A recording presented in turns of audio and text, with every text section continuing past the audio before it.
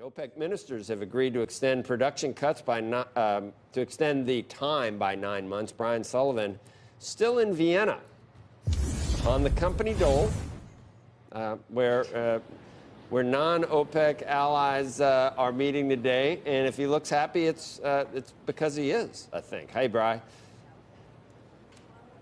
Hey, Joe, thank you very much. I mean, listen, for most of the last, 40 years, OPEC was sort of the boogeyman of the global oil and gas markets, right? I mean, they were seen as a cartel, maybe a monopoly. They were a price fixer, all those things. I mean, OPEC had that. I think what happened last night was that OPEC sort of conceded that maybe they needed a little bit of help to try to blunt now the real force in global gas and oil, which is, of course, the United States. I mean, keep in mind that U.S. oil production has doubled in the last 5 years. And yesterday's meeting, when we met yesterday, we did this yesterday morning, Joe, it was another 9 hours before that meeting ended. Everyone said, oh, it's going to be an easy, short meeting. Not the case. But at the end of the night, they did two things.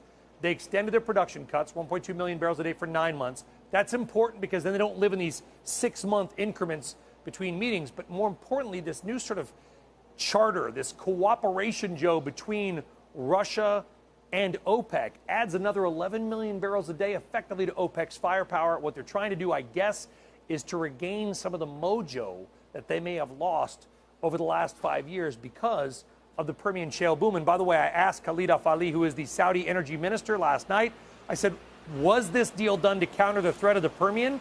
And his answer actually surprised me. He talked about how they think the Permian might drain faster than others think. Listen to this. I have no doubt in my mind that U.S. shale will peak, plateau, and then decline like every other basin in history. And the question is when.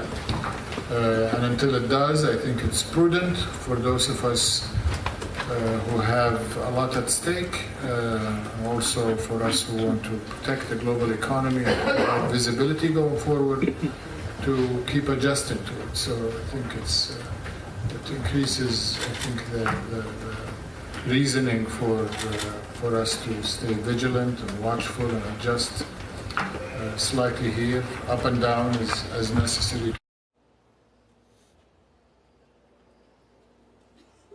So, Joe, that's a big theme. The Permian Basin, hydraulic fracturing, a lot of tubes going into the ground.